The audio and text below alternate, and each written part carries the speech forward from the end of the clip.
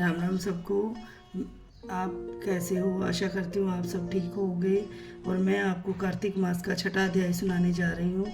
और कार्तिक मास के मातम को पढ़ने का बहुत ज़्यादा महत्व है। और इस मंथ में तुलसी की पूजा भी करनी चाहिए और दीप दान तो इतने ज़्यादा करने चाहिए। मंदिर में आप दीप दान जगाने से हमारी दरिद्रता दूर होती है और सुख समृद्धि की प्राप्ति होती है। और वीडियो को लाइक शेयर एंड सब्सक्राइब ज़रूर करें। चलो स्टार्ट करते हैं छठा अध्याय।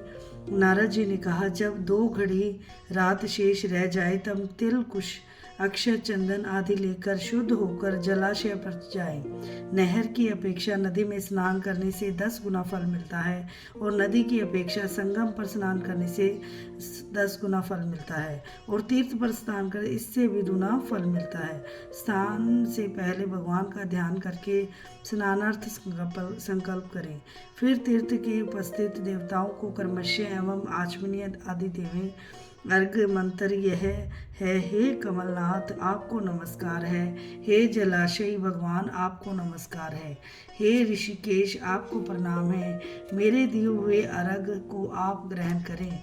बैकुंठ, प्रयाग तथा बद्रिकाश्रम में जहाँ कहीं भगवान विष्णु गए वहाँ उन्होंने 3 प्रकार से अपना पैर रखा था।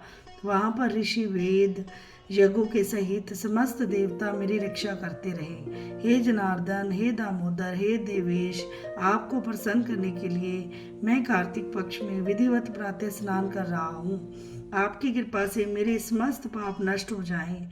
हे हरे, कार्तिक मास में व्रत तथा विधि पूर्वक स्नान करने वाला मैं अर्घ्य देता हूँ। आप राधिका सहित ग्रहण करें। हे कृष्ण, हे प्रबल राक्षसों को नाश करने वाले भगवान, हे पाप नाशक, कार्तिक मास में नित्य प्रति दिए हुए मेरे इस अर्घ्य द्वारा कार्तिक स्नान का व्रत करने वाला फल मुझे प्राप्त हो।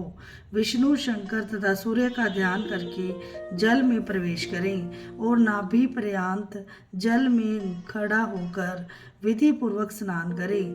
गृहस्थी तिल और आंवले का चूर्ण लगाकर, विधवा स्त्री व जति तुलसी की जड़ की मिट्टी लगाकर स्नान करें। सप्तमी, अमावस्या, नवमी, त्रयोदशी, द्वितीया, दशमी आदि तिथियों को आंवला तथा तिल से स्नान नहीं करना चाहिए।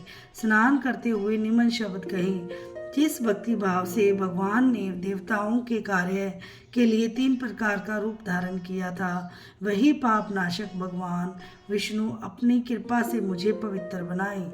विष्णु की कृपा से कार्तिक व्रत करने वालों की सारी इंद्र आदि देवता रक्षा करते हैं, अतः वह मुझको पवित्र करें। बीजों, रहस्यों तथा यज्ञों सहित वेदों के मंत्र, कश्यप आदि ऋषि, इंद्र आदि देवता मुझे पवित्र करें।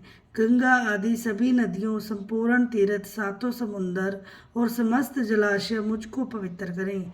अदिति आदि सभी नारियां, यज्ञ सिद्धि, सरप, सब औषधियों, तीनों लोगों के पर्वत मुझे पवित्र करें।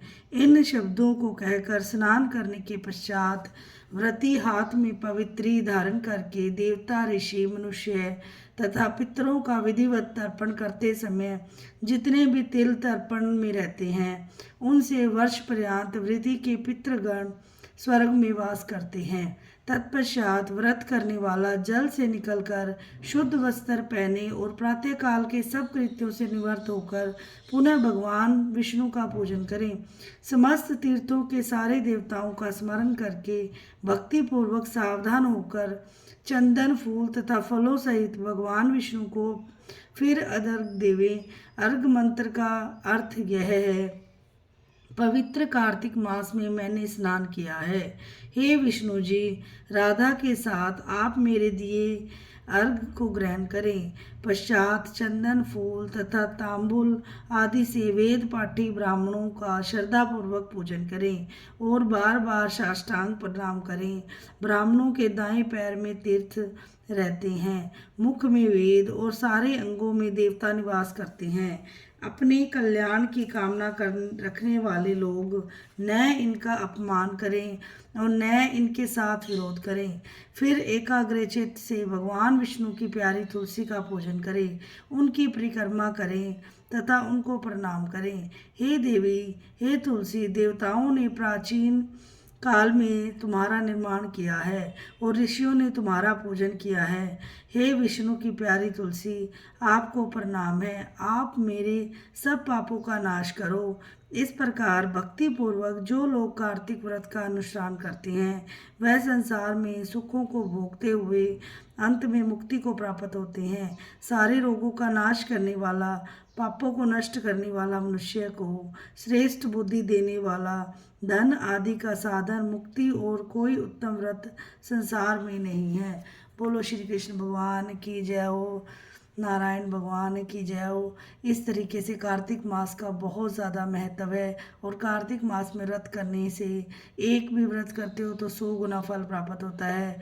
तो कार्तिक मास में पूरे महीने का हमें व्रत जरूर करना चाहिए। जय श्री श्याम, राधे राधे।